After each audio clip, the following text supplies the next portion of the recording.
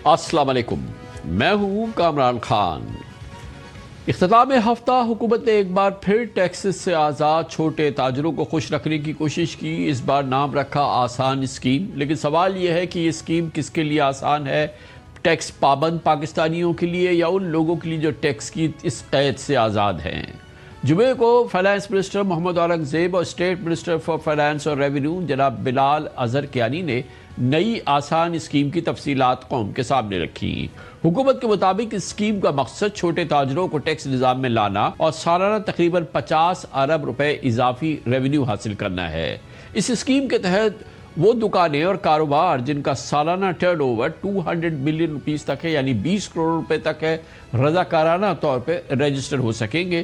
انہیں صرف 1% fix tax ادا کرنا ہوگا۔ رجسٹریشن کے لیے ایک صفحے کا فارم بھی بھرنا ہوگا۔ سننے میں یہ ایک بہت سادہ اور کاروبار دوست اسکیم لگتی ہے، لیکن دراصل یہ چھوٹے تاجروں کے مزے جاری رکھنے کی اسکیم بھی لگتی ہے۔ مثال کے طور پر جو تاجر اس اسکیم میں شامل ہوگا اسے آڈٹ سے بڑی حد تک استثنا مل جائے گا، اسے P O S system, digital invoicing, بیشتر جانچ پڑتال سے بھی چھوٹ ملے گی کہ موجودہ نان فائلر بھی مخصوص شرائط کے تحت اس اسکیم میں شامل ہو سکیں گے۔ ذرا سوچیں، کوئی آڈٹ نہیں، کوئی پوائنٹ آف سیل نہیں، پرانی آمدن پر کوئی سوال نہیں، بس 1% اور اس کے بعد بے فکر ہو جاؤ۔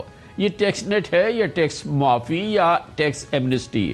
وزیر خزانہ نے تو قسم کھائی تھی کہ کسی قسم کی کوئی ایمنسٹی نہیں دی جائے گی، تو پھر یہ ہوا کیا؟ اس اسکیم کے اعلان کے بعد سے مختلف اعتراضات اٹھ رہے ہیں۔ پہلا اعتراض یہ ہے کہ اس اسکیم میں ٹیکس تو ہے لیکن ڈاکیومنٹیشن نہیں ہے۔ دکاندار 1% ٹیکس دے کے اسکیم کا حصہ بن سکتے ہیں، لیکن انہیں ڈیجیٹل انوائسنگ یا مکمل ریکارڈ رکھنے کا پابند بنانے کی کوئی واضح شرط نہیں ہے۔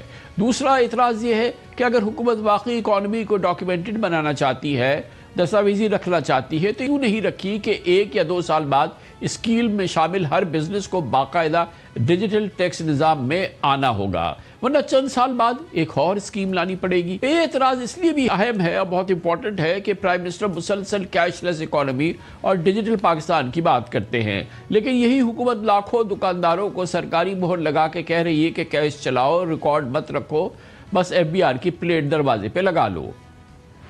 آپ کو ٹیکس بیس بڑھانا ہے۔ آلریڈی جو لوگ جو ٹیکس ادا کر رہے ہیں ان کے اوپر مزید ٹیکس لگانا تو ویسے بھی کاؤنٹر پروڈکٹیو ہے۔ جو بلینز کا کاروبار کرتے ہیں اور وہ دھیلا نہیں دیتے، اور چانا ٹھاٹ باغ جو ایلیٹ کیپچر ہے، اس کا مکمل خاتمہ کرنا ہوگا۔ ایف بی آر کو 100% ڈیجیٹائز کرنے کے لیے کل آخری میٹنگ کر لی ہے۔ 8 اپریل کو کنسلٹنٹس کی بڈ آ جائیں گے، ورلڈ کلاس کنسلٹنٹس، اور یہ ایف بی آر کی 100% ڈیجیٹائزیشن کا عمل تیزی کے ساتھ شروع ہو جائے گا۔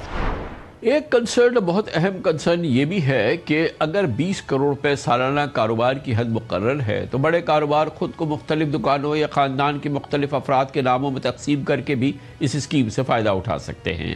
کراچی، لاہور اور فیصل آباد کے بڑے بڑے بازاروں میں کاروبار کو خاندان کے مختلف افرادوں کے نام پر تقسیم کرنا کوئی نئی بات نہیں۔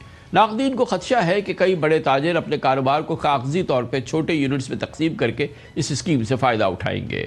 ایسا ہوا تو حکومت کو مطلوبہ ریونیو ملنے کے بجائے شاید نقصان ہو جائے، لیکن ان کمپلیکیٹڈ ایشوز سے نمٹنے کے بجائے حکومت ایک مرتبہ پھر ریٹیلر کے ساتھ ایک کمپرومائز کرتی دکھائی دے رہی ہے۔ یہ بھی یاد رکھنا چاہیے کہ پرائم منسٹر شہباز شریف حکومت کی تاجروں کے لیے اس سے پہلے یہ پہلی خصوصی اسکیم نہیں ہے۔ اس سے پہلے بھی آپ کے علم میں ہے 2024 میں یہ تاجر دوست اسکیم لائی گئی تھی اور بری طرح سے فیل ہوئی تھی، جس میں چند درجن تاجروں نے ہی صرف رجسٹریشن کرائی تھی۔ اس سے پہلے مالی سال 2023 میں اس وقت کے فائنانس منسٹر مفتاح اسماعیل نے فی دکان کم از کم 3000 روپے فکس ٹیکس لگانے کی کوشش کی تھی، لیکن انہیں اپوزیشن نے نہیں بلکہ اپنی ہی قیادت کی جانب سے بدترین مزاحمت کا سامنا کرنا پڑا تھا۔ جو مفتاح صاحب نے 2022 میں قدم اٹھایا تھا کہ ریٹیلرز پہ ٹیکس لگ جائے، اس وقت لگ جانا چاہیے تھا، because we can not have any segment which is not contributing to the society and to the exchequer. تو اگر وہ اس وقت لگ گیا ہوتا، وہ جو ایک بوئنسی کا ایلیمنٹ، میں لیکن ٹیکنیکل بات نہیں کرنا چاہتا، وہ ایک خاص رقم ہو چکی ہوتی اس وقت 2024 میں۔ ایک اندازے کے مطابق پاکستان میں ریٹیل سیکٹر کا سالانہ ٹرن اوور 10 سے 15 ٹریلین روپیز کے درمیان ہے، لیکن اتنی بڑی اکنامک ایکٹیویٹی کے باوجود ڈائریکٹ ٹیکس وصولیوں میں اس سیکٹر کا حصہ تقریباً نہ ہونے کے برابر ہے۔ پاکستان کی ٹیکس وصولی کی صلاحیت جی ڈی پی کے 22% سے زیادہ ہے، ماہرین کا یہ کہنا ہے، مگر ہم بمشکل 10 سے 12% ٹیکس اکٹھا کر پاتے ہیں۔ اس ویکیوم کو پورا کرنے کے لیے کوئی آسان راستہ نہیں، بلکہ ہمت، نظام اور اکاؤنٹیبلٹی چاہیے۔